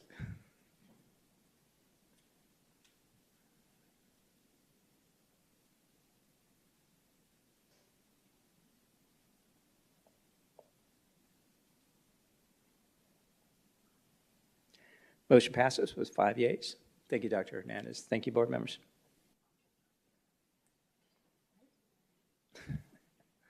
All right, moving on to section 11, discussion items 11.1, fiscal year 2024 budget process and budget team update. Ms. Myers, welcome again. Thank you. Good evening again, President Sandoval, members of the Governing Board, and Dr. Reynolds. Thank you for the opportunity to present information on the district's budget process that has begun for fiscal year 2024 and an update on this year's budget team. Tonight, I will provide summary budget information that includes budget considerations, compensation priorities, and compensation progress to date. At the end of the presentation, there will be an opportunity for the Governing Board to ask questions. Over the last several years, targeted budget priorities, including employee compensation, instructional resources, and facility utilization, have been a priority focus for the Peoria Unified School District. The Governing Board approved on January 23rd, 2020, a board goal that included a phased-in approach to defined compensation outcomes for teachers and staff in the district. The budget and compensation work that the district has completed in recent years is a phased process. It's a multi-year activity with compensation priorities including beginning teacher salaries, classified employee compensation, and compression. I have shared many times over the last few years the progress that we've made today, but that's important for us to make note of where we started and the work that has been done. And the work over the last several budget cycles demonstrates a focus on compensation and related priorities for all employee groups. And you've seen this slide before, but again, some of those outcomes over the last few years are summarized. Now, last fiscal year, this work continued with a priority focus on attracting and retaining employees including bus drivers, as well as the impact of minimum wage increases on classified staff and opportunities related to expanded eligibility of classroom site fund dollars, which Mrs. Vesely just spoke to at the prior board agenda item. In May of 2022, an initial compensation increase of 3% to the base was recommended and approved for all employee groups that were eligible for the increase. The priority of attracting and retaining staff was further supported by additional funding that was received at the end of the 2022 legislative session for fiscal year 2023 that allowed administration and the budget team to recommend additional compensation increases for all eligible staff in the form of an additional 4% increase to the base on top of the prior 3%, as well as a $2 an hour increase for eligible classified staff, hard-to-fill stipend for 6th, 7th, and 8th grade teachers, and the ability to increase our beginning teacher salary to $48,000. And the reason why I highlight that work that just really wrapped up a few months ago is the budget team was part of all of these recommendations, not only last year, but over the last several years. And they work closely with administration as we prioritize employees from a compensation perspective. Now with that, here on this slide, the compensation increases to the base over the last few years are summarized, and you can see the progress that has been made. And that's in part due to funding restoration as well as new funding that's been approved by the state of Arizona and the state legislature. Again, the budget team has been part of this process. The budget team, as we've shared in the past, is a work group representing all of our employee groups, certified, classified, and administrative employees, and association members throughout the district. The budget team is not a superintendent's committee or a governing board committee. Instead, it's a group of stakeholders who provide input on compensation increases, stipends, position staffing, and benefit renewals through the year.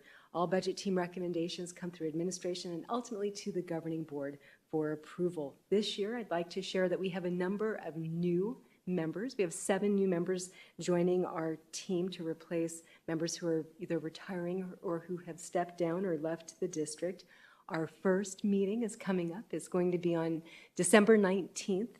So just in a couple of weeks, we'll begin our work. There are 12 certified, 8 classified, 5 administrators, and 2 related services team members who will be voting members working on the team. You'll also note we have some administrative support members from business services who are non-voting, but they're listed because they attend each meeting and they assist me in running projections and bringing data and information to the team. Mrs. Vesely and I will co-facilitate the meetings with resulting budget team recommendations and administrative recommendations coming to the governing board over 2 meetings. So we've had that practice in recent years, and we will continue that for this year. Now, last year, the budget team, I've shared, met 18 times. I hope we don't have 18 meetings this year, but we're prepared to do so if need be. And of course, due to open questions with the aggregate expenditure limit, we don't have a projected date on when we'll bring forward compensation recommendations. You'll recall last year we did work in earnest to try to move that date up, but the AEL made that difficult to do. And as we start our process each year, we look at the 2 sides of the scale, fixed and variable costs, as well as revenue projections. There are a number of factors that are considered by administration and the budget team as we start our work each year. Again, this includes incremental funding increases and other considerations, including student enrollment. We are funded based on our enrollment levels. New state funding that may be made available right now. We're just planning on the 2% inflation funding increase. Minimum wage increase requirements that we have each year. Earlier in the board meeting, you approved the increase that's going into effect January 1st of 2023. Health and employer paid benefits. We know Arizona State Retirement System contributions are going to be going up as an example. Utilities, contracted service costs, and fuel costs. All of those fixed and variable costs are part of the process. And we've begun our work. In fact, administration started the budget process in October to compile and review not only the fixed and variable expenses that we'll be considering, but as well to project anticipated funding levels for fiscal year 2024. And that's the starting point. to then identify funds that are available for the budget team to analyze and consider for compensation increases and compensation, priorities for raises, new positions, stipends, and position reclassifications. Mrs. Vestley and I are in the process of summarizing budget team ongoing priorities. Of course, a lot of work has been done over the last few years, but with that, there are still ongoing priorities that then rise to the top to be addressed by the budget team in the next year. And so with that, we're ensuring that all ongoing considerations that are part of our process are part of the discussion with the team, and that they have full information and data to analyze as they begin their work. Priorities will include ongoing salary schedule increases and adjustments to be competitive when hiring new staff, ongoing salary increases to the base. So it's not just increases for our returning employees, but to have periodic increases to our base salary schedules to be competitive when we're attracting new employees, as well as to address what we refer to as ongoing banded compression. We've had a priority focus for compression as a whole, but there are still bands of employees, certified staff that were hired during certain time periods over the last few years that may have more of a banded compression issue than others, and so that's also a priority, as well as ongoing minimum wage increases. We'll have that to contend with every year, and compensation as a whole. This concludes the presentation. Administration is available to answer your questions. Thank you. As always, thank you, Ms. Myers, for the very complete presentation and thorough. Mrs. Hill, questions, comments? No questions, thank you. Dr. Sorensen? No, sir. Mrs. Underhill? No, thank you. Representative Pingerelli? No questions. I just want to say a final thank you to you, Ms. Myers, and your team. You always do such a great job, so thank you so much. Thank you, Representative Pingerelli. Thank you. Yeah, I don't have any questions. Just a quick comment, as we go into. So let me first state this. It's, as a district, I know we continue to prioritize people and look at ways that we can honor and respect, all of our employee groups by ensuring that, we have world-class compensation models, which, in this case, their salaries and their income, right? And we continue to do that, and we're doing it, across, different employee groups, where we can, and trying to do it in a way that's equitable, meaning, addressing, compensation or compression, everything that you mentioned. One of the things that I would like to just put, for lack of a better term, a bug in your ear, is, when we look at the profession as a whole and the number of individuals going into the teaching profession, how it's lowered a little bit, over the last, let's say, few years. That may change in, the next 5 to 7, but when we look at our ESI employees and our associates who retire, go on to ESI, then come back, I would really like the district to look at, as they come back, coming back at 100% of their salary, of their most recent salary. And even when we take a look at, our retention stipends, I know an ESI associate, when they come back, they now come back as a first-year employee, so their retention benefit, is lessened because now they're considered, a year one employee, so to speak. So, if that's not a result of governance, but it's just a decision that we've made as a district, I'd love to take a look at how we bring back those teachers in a way that we continue to honor the years of service that they have with the district, whether it's 20, 25, or 30.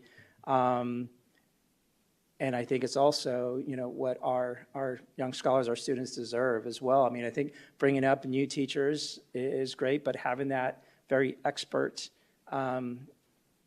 seasoned individual to also lift up, those teachers as they, continue to grow within our district. So those are just a couple things that I wanted to put in your head. I know there's been some thoughts around our counselors as well, and compression, and even those who continue to build on their acumen to, grow into from a teacher to like a counselor role.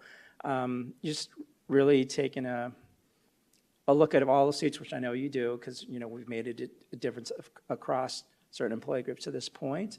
But I just wanted to throw those instances out to you and team, as you consider the future budgets, that we take a look at those. Thank you, President Sandoval. That the ESI percentage that our employees come back on is going to be one of the points of focus for the budget team. Awesome. Perfect. Thank you for that. Ms. Myers, thank you as always.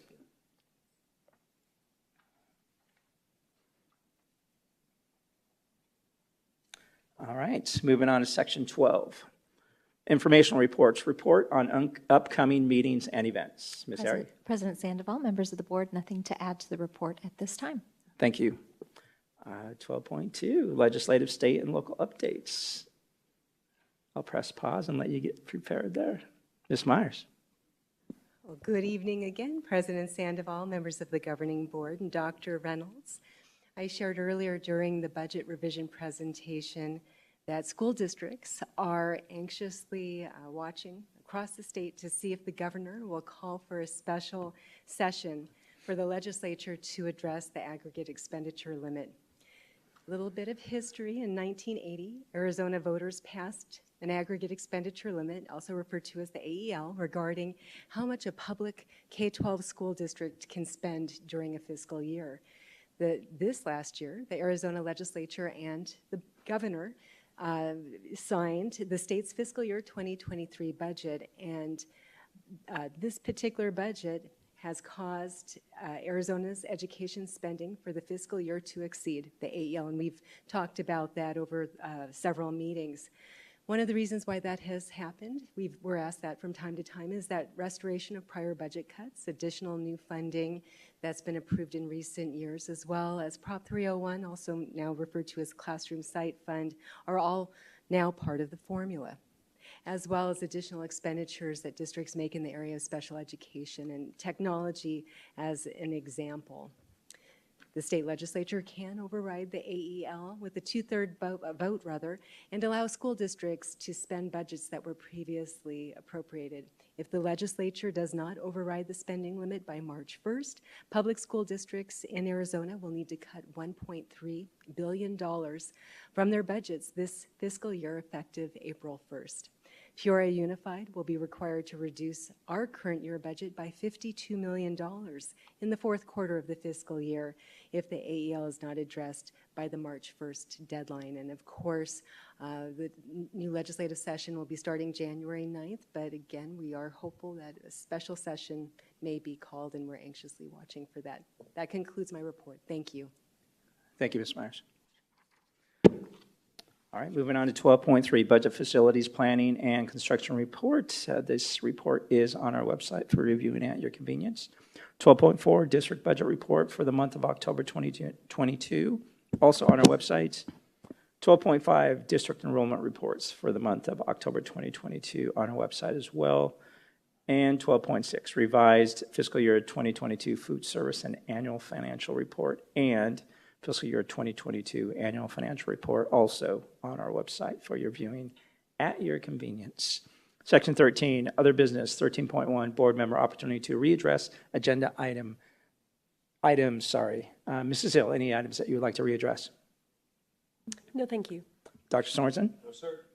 Mrs. Underhill? Just a final huge, ginormous thank you to all of you. It's been a pleasure to serve with you, and I wish you all the best, and I wish you the best in your new work. So thank you all very much. Thank you, Mrs. Underhill. Representative Pingrell? Ditto. So, thank you. All right, moving on to 13.2, Request for Agenda Items for Future Governing Board Meetings. Mrs. Hill, any items that you would like to request for a future Governing Board meeting? I guess I'm not sure if this will be a governing board meeting or maybe a study session or what have you, but I do want to address, and maybe exec session possibly with a lawyer, where exactly we stand with the bathroom situation for the schools.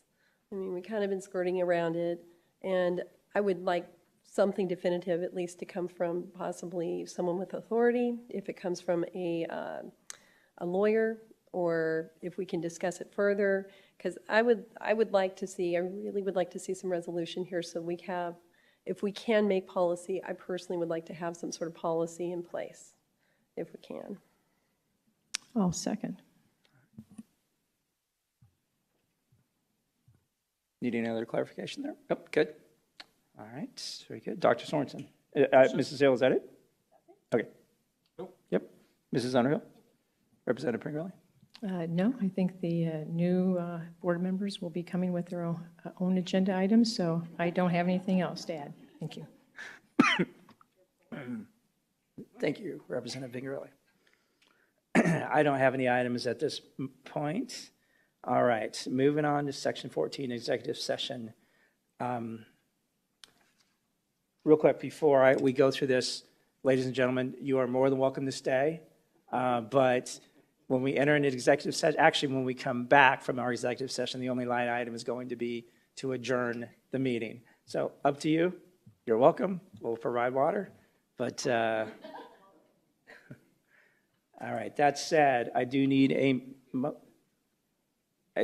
motion to convene executive session pursuant to ARS 38-431.03, A1, discussion or consideration of personnel matters related to the evaluation of the superintendent. The employee subject to discussion has been provided with written notice of the executive session as is appropriate, but not less than 24 hours for the employee to determine whether the discussion or consideration should occur at a public meeting. So I will move to convene the executive session. I'll second that. Ms. Contra, we have a motion by Mrs. Hill and a second made by myself.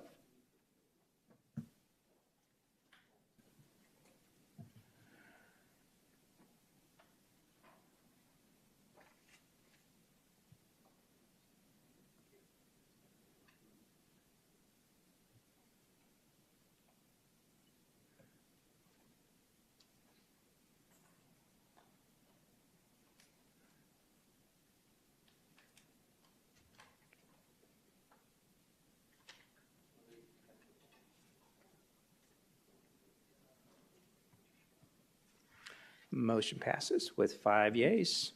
Thank you, board members.